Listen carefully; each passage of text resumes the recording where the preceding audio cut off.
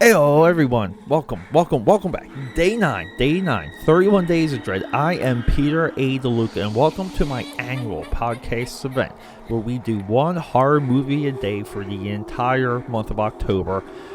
We have, this might be my favorite movie in the stack, because I've been watching this movie since I saw it in theaters. And every time I watch this movie, I love it a little bit more. And here's the crazy thing. I hated it when I first saw it. So it's been a lifelong journey. Everyone, Day 9, Paul Verhoeven, Kevin Bacon, Elizabeth Shue, Josh Brolin. We're talking Hollow Man, 2000's Invisible Man, awesome piece. It's not a masterpiece. I'm calling it an awesome piece. Let's get through that intro. Alright everyone, before we get into something spooky, let me tell you something. Trial by Fire. It's my comic book available right now on Indiegogo. Link in the description. And I will see you on the printed page. Welcome back. AKA Padders. Yeah, I feel like I just have this vendetta against this movie. And it really comes down to even this love throughout the years that I developed for movies like Batman and Robin, Armageddon, The Rock. It's a nicely distinguished list, and this slow revelation I've had to adopting and loving this material.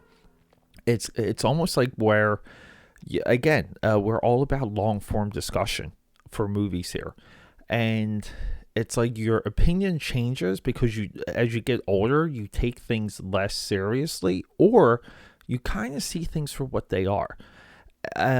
This movie, disappointed me when I was younger because, spoiler, plot holes. The movie's got plot holes. And I don't know, because this movie to me fits within this like sci-fi, this R-rated sci-fi universe that Paul Verhoeven, that's our director, by the way. Okay, this guy's legit. But it's like this science fiction, R-rated science fiction universe. And look, I was thinking about this as soon as I finished watching this movie. What is the list for R-rated sci-fi? If there's a top 10, this guy's made at least 4 of the top 10 R-rated science fiction movies ever. Now you'll be like, Pete, what are you talking about? Well, let's go through Paul Verhoeven, and some of these are borderline horror, okay, because they have so many horrific elements. Some of you don't even know the genre with some of these. 1987 RoboCop, 1990 Total Recall, 1997 Starship Troopers, 2000 Hollow Man. Those 4 movies alone, you can stack him directing those 4 science fiction movies against anyone else's 4 movie stack, and he destroys them. And you might be like, George Lucas. George Lucas technically directed only one good movie, and it's Star Wars: A New Hope, and that's like the one it's hard for me to watch A New Hope anymore. It really is. It hasn't aged well in Peter's eyes, even with the special edition stuff. I would say Revenge of the Sith has grown on me exponentially than New Hope has, and I would put Hollow Man in the same exact category as Revenge of the Sith. The way how the melodrama plays out, the science fiction tropes. These movies do share very similar fall from grace science fiction type tropes. They really do. Okay. We got Kevin Bacon here. We got Elizabeth Shue. We have a stacked cast. The supporting cast is stacked. These are all actors we've seen in a million things. We have a 90s credit sequence, and I love 90s credit sequences. Okay, and what I mean by that is I'm talking about production. I'm talking about something themed around the movie that tells us who's in the movie and who made the movie. It builds and sets the mood like no other. And holy crap, something that kind of went away. I don't know what happened to it. We have Jerry Goldsmith in a amazing, again, another amazing score. Pound for pound, Jerry Goldsmith might, I don't know. I was listening to the Jurassic Park soundtrack today. Jerry Goldsmith, though, I don't know. Like, if I were to, like, track by track, performance, but like it's got to be John Williams and it's got to be Jerry Goldsmith when it comes to movie scores. So what's the plot here? We have Sebastian Cain. That's Kevin Bacon. He used to date and bang Elizabeth Sue, but now Elizabeth Sue from Karate Kid Leaving Las Vegas, she is banging Josh Brolin. But all of these people have this military contract that's like underground and it's secret. And the military's kind of maybe stealing money, and they're doing these experiments, and they're trying to develop a chemical to make a human turn invisible. And they're trying to develop a chemical to reverse the process so he can go back to normal. Now, this movie, Sebastian Cain, Kevin Bacon, they set him up as a little bit of an a-hole. So we can only imagine what an a-hole does once he turns invisible, once he realizes the power that he wields. We spoke about this at day 7. 1 second. Everyone, I am so sorry. My number, I had one of my files here numbered day 7. And I'm like, what's happening? We're in day 9. But okay. So getting back to Sebastian Cain as the character. So Kevin Bacon isn't perfect in this movie. We saw this trope in day 8. Okay. Right, we're day 9 now. Or we're not. Yeah, day 8, Invisible Man. Holy crap, I can't keep track of my days. But we saw this in our previous movie, Invisible Man, and it's almost like we accept it because it, again, horror lends itself to the human, like to human nature. I wouldn't say exactly human condition, but it's human nature. And human nature is if you're invisible, you're going to be a villain. Period. Okay, we're done with it, and it's this idea that there's like a little bit of a love triangle. There's an idea that Kevin Bacon's under pressure to get this done so that they can maintain their military contract. Like stuff like that. Kevin Bacon and everyone in this movie is a smart genius.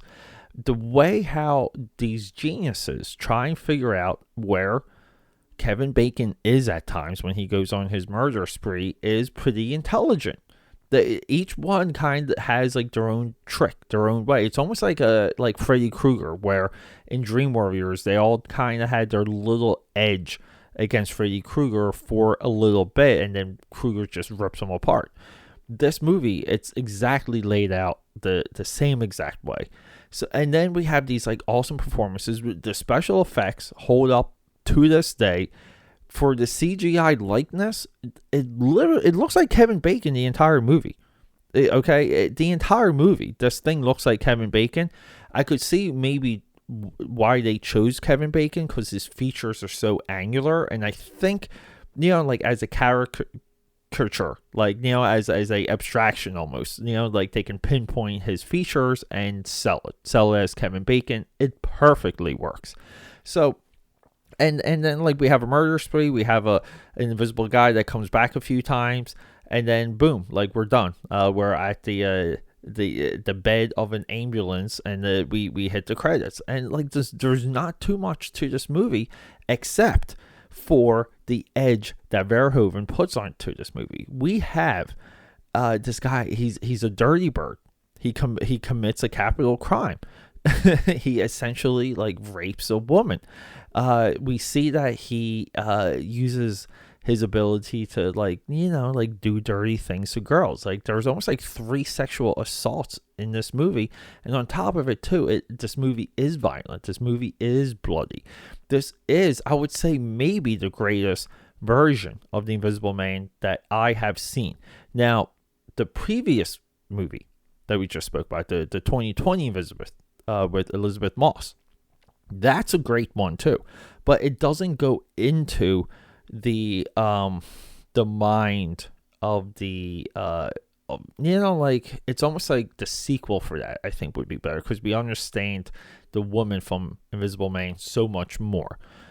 But for this one, we understand Kevin Bacon, and we're we're kind of with him because he's such a maniac. I kind of don't want anything bad. I want him to kill everyone and continue going. Okay, I'm sorry, but again, it's hard to discuss this movie without talking about the special effects, because we have it all in here. We have this amazing turning invisible sequence, probably the greatest one of that ever, where it kind of like the skin disappears, and then like we go down all the way down to like the skeleton through the organs, and it all disappears until it becomes this impression in like his like hospital bed, almost in like the gurney. And then we have this other sequence where they try and bring him back, and that's kind of what sets him off, because they can't figure out how to bring him back. And we see the chemical like run through the heart, then run through like the veins, and it's just so freaking cool looking.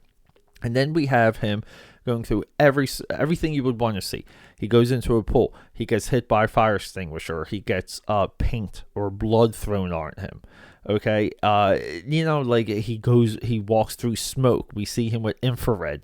Anything you would want to see within Invisible Man movie, on a visual sense, it's here, and it's pretty effing cool. It's pretty effing perfect. Their solution to have him walk around, they make like a rubber like suit for him, so like, which is kind of okay at times. I just don't understand, like, he doesn't need the mask part. He can just like wear like a jacket, but it's so they can kind of talk to him and communicate with him. It's better to kind of treat a patient that you can see and communicate with. But even that visual, I'm not saying it's necessary, but it's unique and it's impactful, and I think it works. This Hollow Man, in the year 2000, everyone, the greatest Invisible Man movie of all time. 20 years later, we had the second greatest Invisible Man movie of all time with The Invisible Man. Pretty good there. I'm sorry, everyone. For the 31 Days of Dread, I am Peter A. DeLuca. Thank you for joining me. Don't forget, promote this to your friends. Help me out here. Subscribe, support, leave a comment, and I will see you next time. Quick announcement. So this episode is dedicated to my father, R.I.P. Tony DeLuca, Tony Iron Feet. We love you, and we miss you every single day.